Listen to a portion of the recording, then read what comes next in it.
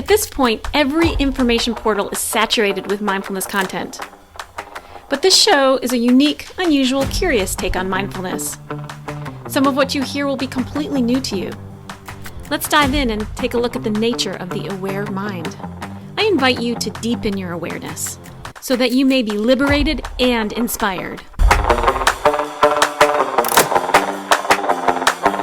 We are here with Sarah Vallely, mindfulness teacher, coach, and author. Sarah has been teaching meditation and mindfulness for the past 2 decades, training and certifying others to teach mindfulness. Sarah is the author of 4 books. Her latest book is titled Tame, Soothe, Dwell, the 55 Teachings of TSD Mindfulness. On today's episode, we talk about how utilizing mindfulness techniques in a business setting or at work can really help level up your game, and also how mindfulness techniques can help reduce burnout at work. I'm Jacob DeRosset. We are here with Sarah Vallely. Sarah, how are you? I'm great, Jacob. Thanks. Are you familiar with leadership coaching, executive coaching? No, but I'm familiar with the style of coaching. Today, we're going to talk about mindfulness in regards to leadership, but this information can be applied to anyone who executes an idea. So if you're not an executive or you own your own business, this still will be really helpful. Maybe you're the leader of your home, the leader of the customers you serve, the leader of yourself. When you are a leader, everything starts out in the mind. Everything begins as a thought, and then you execute in that way. Thinking about our thinking is really helpful to the way that we lead. I think you actually, Jacob, would be a really good mindful leadership coach, which is what we're going to talk about. Because leadership has so much to do with bringing forth these ideas that are thoughts in the beginning. Experts like to break that down into mindset and mindfulness. These experts being mindful leadership experts. So mindfulness, as we know, is about living in the moment. It's about being aware of yourself and your surroundings and your moods. Mindfulness is about accepting how things are right now. On the other hand, mindset is different. Mindset is preset. It's this like preset way that we approach problems and situations. It determines how we initially enter into a situation. And another way to think about it is it's basically our established beliefs. Some experts say mindfulness is more conscious, like our ability to be mindful is more conscious, while our mindset can be less conscious. It's just something that's there that we are operating on that maybe we're not as aware of as we could be. Does mindfulness or mindset determine how we respond to unexpected or unplanned scenarios, or how we set up systems at work, for example? Is it more mindfulness or is it more mindset? Some mindful leadership experts would say that the key to successful leadership is having a combination of right mindset and mindfulness. When I was preparing this, I took a pause to think about that. I was like, oh, so maybe I have these mindsets that are unconscious. Let me take a look at that. And so I started kind of journaling a little bit about what is my mindset? What do I bring to a situation that arises? And so if that's basically my beliefs, what beliefs am I bringing to a situation that arises? So a few that I wrote down are, if I am patient, it will turn out better. Definitely a belief that I bring. Sometimes I'm not good enough comes in, that type of thinking. Another piece of my mindset is, if I get out of my head, I will feel better. So that's a belief that I have. So some of these mindset beliefs can be about mindfulness, right? Another belief that I bring to a lot of situations is, where there is a will, there's a way. I'm a very determined person. I don't take no very well. I almost always make things work. But I also have this mindset that I'm learning and getting better at, which is surrender is sometimes the only way. So sometimes our beliefs and our mindset can be contradicting. We're not always on the same page with ourselves. Then looking more at my mindfulness, what mindfulness do I bring to a situation? Well, one thing that I do a lot is I catch myself putting myself down in my head, right? So yes, I do have these beliefs that come through that I'm not good enough, but then I will use my mindfulness to catch that and hopefully follow it up with some self-compassion. I'm hearing this, I'm listening to this, but that doesn't mean I need to believe it. It just can be a phenomenon that's just in my head right now. Another piece of mindfulness that I bring to a situation is I pay attention to my physical sensations, especially if I'm feeling a difficult emotion. Like if I feel anger coming up, I tune into my body. How am I feeling that in my body? Sadness, pain, things like that. And another thing that I do that I think is mindful is I notice if I need validation. I notice, do I need to say to myself, this is difficult? It's okay to view this as difficult, kind of like let myself off the hook a little bit, give myself a little slack and a break. Yeah, that's interesting. And this is something I've been thinking about a lot lately is when is it appropriate to apply a mindset and, like what kind of hardware do I need to have rattling around my head versus when do I need to say, okay, well, I just need to let that go and just be here in the moment, specifically around sport, funny enough. Because like when you're playing a sport with someone, you need to know the rules and how to, win the game. But then being in the moment is absolutely crucial. So you're not calling upon the rules of the game and stuff when you're playing. You have to stay as open as possible. And I've been thinking about that in terms of my day-to-day life. So that's kind of where my mind has been lately, is thinking about that kind of play between being here in the moment and just trusting that my hardware is going to just upload itself and do its thing. And then really trying to dive in and nail down what it is that I do believe about this, or I need to change my mind on. Really just handed you a philosophical spider web that I've been caught in. Yeah, well, I love that idea of how you can play a sport and then it translates to other parts of your life. So for me, I used to do whitewater and I did whitewater paddleboarding. That was one of the most spiritual experiences, the biggest spiritual trainings I've ever had, because when you do whitewater, you have to read the water. And when you read the water, you read where it flows. Where is the most water flowing? And that's how you want to go, because that's going to be your easiest, safest line when you're standing up on a paddleboard in waves that are like 3-4 feet tall, right? Where is the most of the water going? And so when I was learning that, I translated that to other parts of my life. And it's just like taking a pause and seeing, where is the energy just flowing in my life right now? What's my best line? There's another analogy I love for kind of the opposite of like how to identify a hang up. It kind of relates to like an 80-20 analysis, which I'm still not totally sure I understand the 80-20 analysis, but I think my understanding of the 80-20 analysis is find the 20% that is causing or producing the 80% of your return or your potentially the pitfalls that you're falling in. But I think of this in terms of a log jam. So back in the day when they would be cutting timber on top of a mountain, they would take all the logs and put them in the water. And that was the easiest way to get them down the mountain. Inevitably, several of the logs would bunch up together and it would create a log jam. And there was a person there who their specialty was identifying what they call the key log.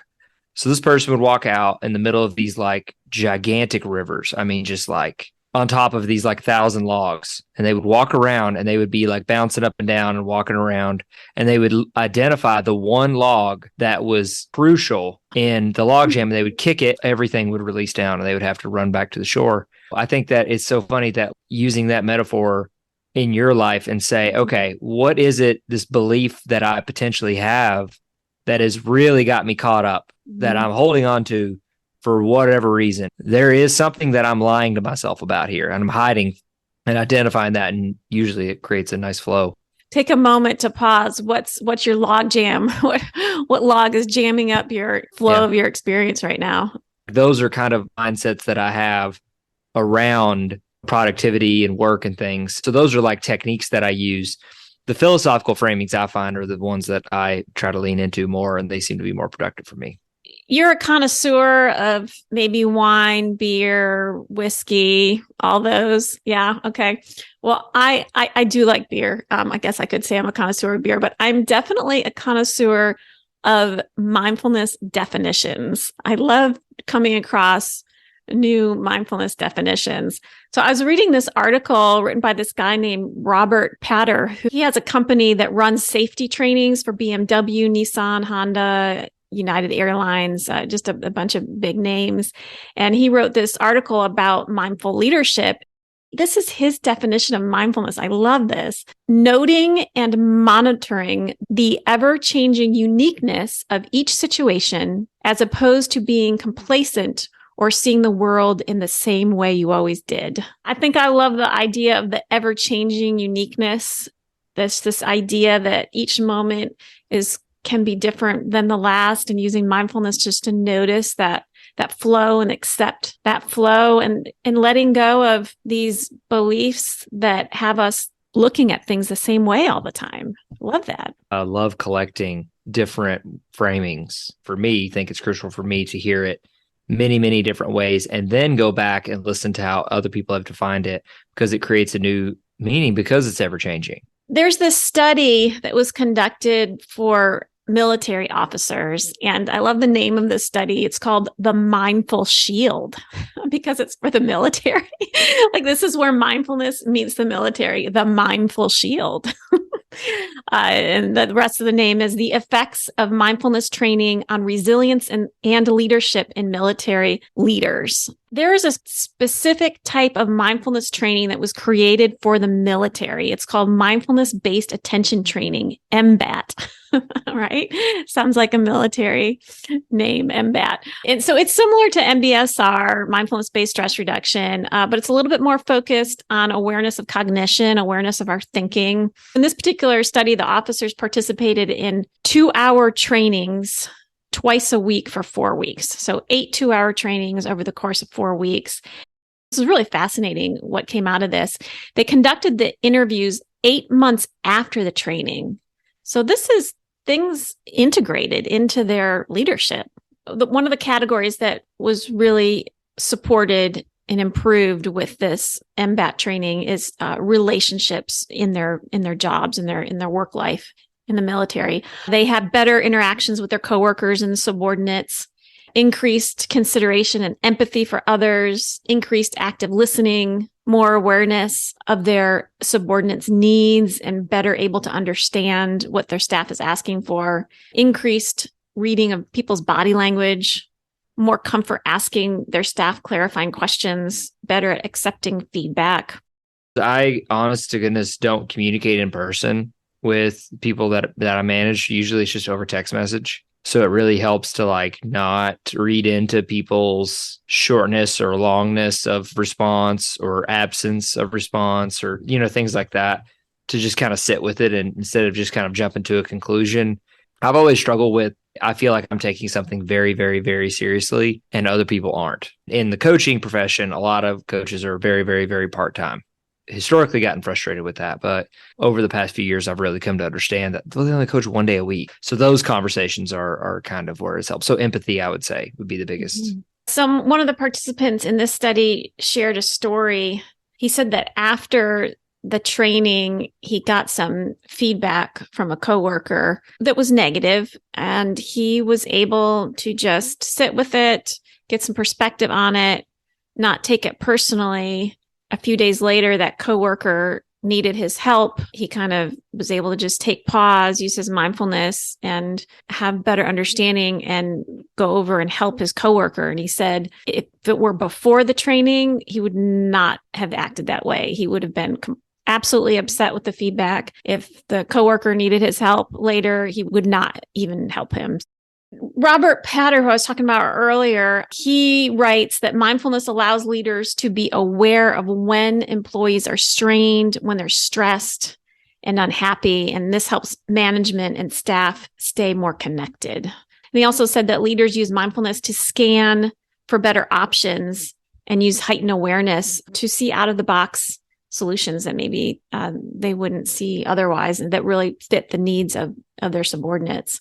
Another category that had a lot of really great increases is organization and focus. From this study, the participants reported that they had increased awareness of the need to focus on one thing at a time, to be more goal-oriented, to be more aware of areas that need improvement, greater awareness of their work environment.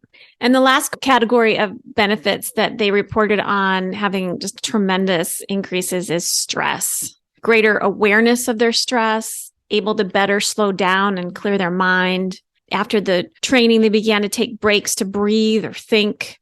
After the training, they were better able to identify their emotions, better at gaining a greater perspective, better able to prevent rash reactions, more aware of their internal thoughts, and proactive in planning for stressful times. That's a good one, right? Are using your mindfulness to notice what stresses you out, what situations you find stressful, and then knowing, I'm going to be walking into this stressful situation tomorrow. What can I do for myself to support myself to experience that with more ease?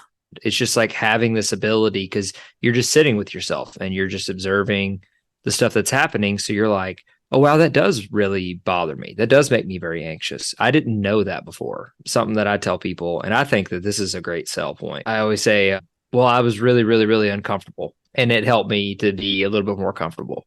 And I think that's a good sell to people. The more you pay attention, you might realize that, oh, I'm uncomfortable a lot, actually. I had no idea I was that uncomfortable in that scenario.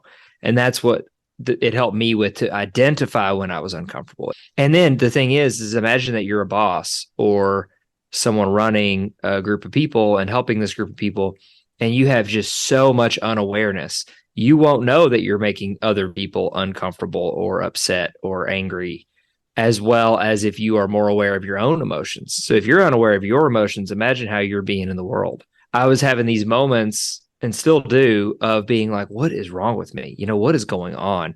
And being like, well, I haven't been practicing, so I'm really unaware of what's going on. I don't know how I've been feeling. I have not been checking in and seeing what's going on in my life. I'm not being present for myself in a way. Because I'm a member of the Waking Up app, I got access to a retreat on there.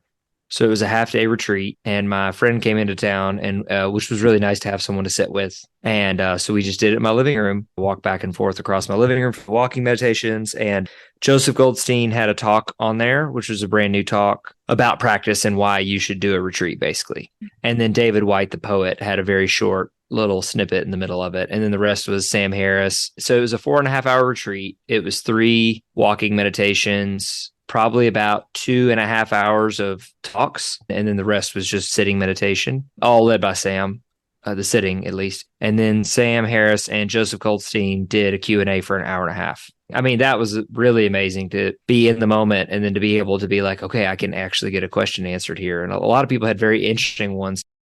So getting back to this mindful leadership, experts say that burnout is one of the biggest issues for leaders. And this is especially important in the medical field. You don't want a burnt out surgeon working on you, right? So this study I'm going to share was conducted with medical field leaders, people who worked in the medical field.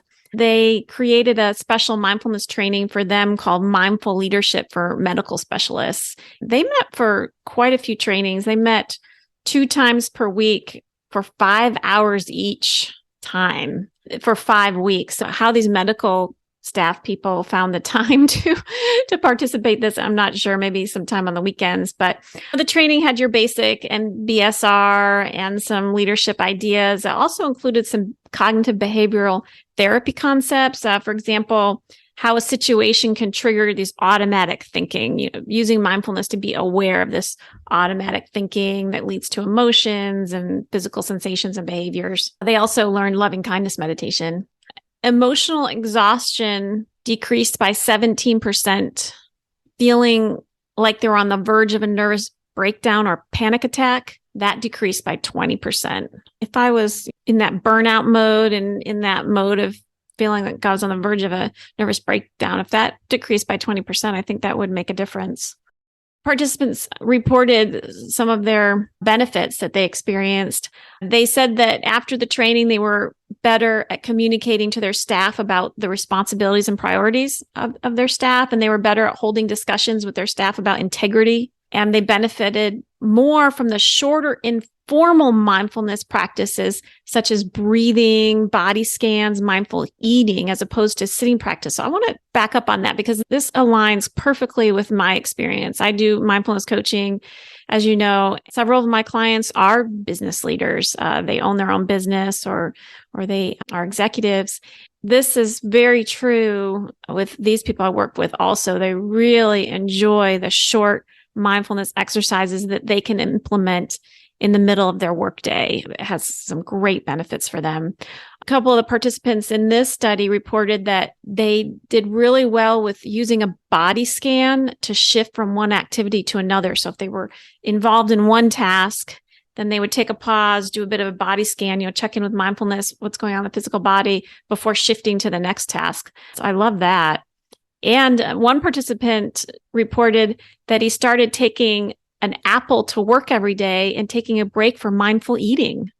The Andrew Huberman podcast, where he just pulls out all of the most recent data on mindfulness and meditation. And I don't remember the terms that he used, but some people, they do better with kinesthetic related meditation techniques, and other people do better with sitting down. He had a way of having you decide which would be better. And I was someone that does better with walking meditation. And I thought about it because I'm someone that can feel quote unquote trapped in my own head at times. So I feel like sometimes sitting is like a negation from how busy I am. It's like, it's not a waste of time, but it's like, I can't get anything done. I don't feel productive, versus being embodied in myself and it being pulled into the present. So I could imagine someone who's like a high performer and very type A and very busy could struggle with the notion of I need to sit down and do nothing for 20 minutes versus, I can integrate this and I can check in with this throughout the day. Have you ever listened to his stuff? What's his name again? Andrew Huberman. He's a neuroscientist from Stanford. Oh, okay. Yeah, I get that a lot. People will tell me that, I do mindful walking. I'm mindful while I'm walking, and that's what works really well for me. And that's great. I mean, if you are going to go out and take a walk and be mindful and tune into the sounds and the sights and, what your body's feeling, that very, very good. However, I do like to argue a little bit on that, because this term walking meditation is used really loosely. And traditionally, a walking meditation is so slow. You might move 4 yards in 3 minutes, right? Like so slow. And that's technically what a walking meditation is. If you're just at the park going for a walk and being mindful, that's not a walking meditation in my book. Yeah, you're not arguing. You're just correcting. Okay. Yeah, you're just like, people just have a poor definition of what that is. Yeah, going to take a walk and being mindful is ideal. That's amazing. Everyone should do it. But yeah, to do a proper walking meditation, though, you look insane. It looks very, very specific. It's very weird. And it's powerful. I think I've shared on here before that I've had a few, quote, enlightenment experiences, and 2 of them were during walking meditation. I would like to invite you to share this episode with someone who might be struggling at work. Maybe they are approaching burnout. Maybe they are in burnout. Or maybe someone who wants to bring their leadership abilities to a higher level. Please share this episode with them. We would really appreciate it. The Aware Mind podcast is a TSD mindfulness production. Please visit our website at tsdmind.org. That is T as in tame, S as in soothe, and D as in dwell. Mind as in mindfulness.org. Check out our blog post for this episode with links to supplemental information such as worksheets you can use to put into practice the mindfulness skills shared in this episode. Also, please sign up for our newsletter and receive mindfulness tips. And don't forget to follow us on Instagram at aware_mind_podcast. Thank you.